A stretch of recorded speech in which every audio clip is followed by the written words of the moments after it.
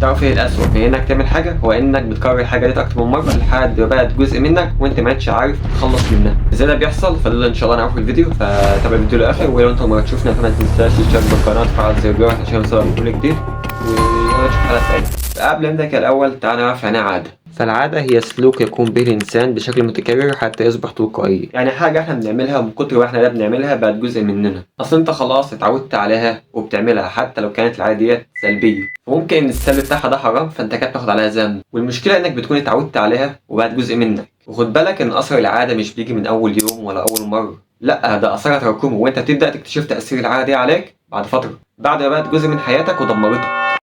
انا كاحمد لقيت نفسي الفتره اللي فاتت ديت يعني حرفيا مشتت ومليش نفسي اعمل اي حاجه خالص. لو كمان كل شويه دور برد ومزاجي مش كويس ومليش نفسي اعمل اي حاجه خالص، ولو عملت اي حاجه يا دوبك ايه اللي هو بعملها بالعافيه كده. قلت انا ابيض هو في يا جماعه؟ ده انا بقالي فتره على نفس الحاله دي. هنا بقى انا قلت انا لازم اقعد مع نفسي واعرف في ايه. بعد ما قعدت ورجعت وشفت اللي عامل المشاكل دي كلها من تشتت وقله تركيز وربطت كل حاجه ببعضها، لقيت ان انا عندي عاده سلبيه هي اللي عامله المشاكل دي كلها، وهي ان انا بنام متاخر وعايز اصحى بدري. كنت بنام الساعه 3 وبكون بقى ايه ظابط منبهات كلها على صلاه الفجر، ونادرا اصلا ما كنت بصحى. فانت شفت عاده زي قله النوم ديت عملت ايه فيا؟ قله النوم ديت زي ما هي حاجه الكل بيعملها فهي بوظت يومي خالص. فانت لو عندك عاده زي انك مثلا قاعد طول النهار على السوشيال ميديا، فانت كده بتضيع وقتك وبتدخل نفسك في متاهات وتشتت وحاجات ملهاش لازمه. خد بالك عاده واحده مهما كانت بسيطه فهي ممكن تدمرك.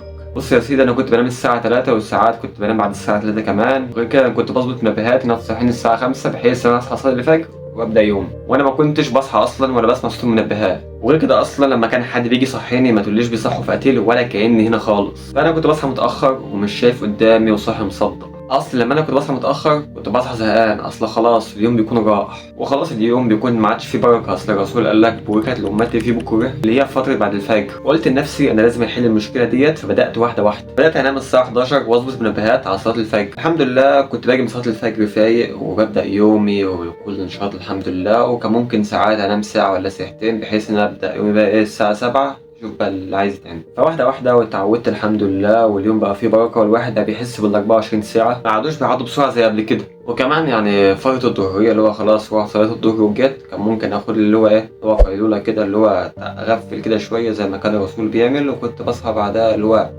الحمد لله يعني ايه في لسه ممكن اعمل اي حاجه يعني. فالحمد لله ظبطت نومي، يعني بعد ما كنت بنام هو كام ساعه كده او كنت بنام اكتر من الحد اللازم، فانا الحمد لله بقيت بنام من 6 ل 8 ساعات. وخد بالك ان ده مش هيكون اخر يوم انام فيه متاخر، وخليك عارف ان كلنا عندنا عادات سلبيه وهيفضل عندنا عادات سلبيه. اصل محدش فينا كامل والكمال لله وحده، واللي بيفرق بين شخص وشخص هو السعي ولا الافضل ولا انه يحسن من نفسه. وخليك عارف ان اي حاجه بتبدا بخطوه، فخطوه زي قله النوم فتحت ابواب لعادات سلبيه كتير، وخطوه تانية زي انك تصلي وتصوم وتقرا قران وتصلي قيام الليل تكون السبب في تراكم عادات ايجابيه كتير. كده الحمد لله وصلنا لنهايه الحلقه. فلو انت مره تشوفنا فما تنساش تشترك بالقناه وتفعل زر الجرس عشان يوصلك كل جديد. فاتمنى تسمعوها تاني بتركيز وشاركها مع غيرك عشان ان شاء الله الكل يستفيد.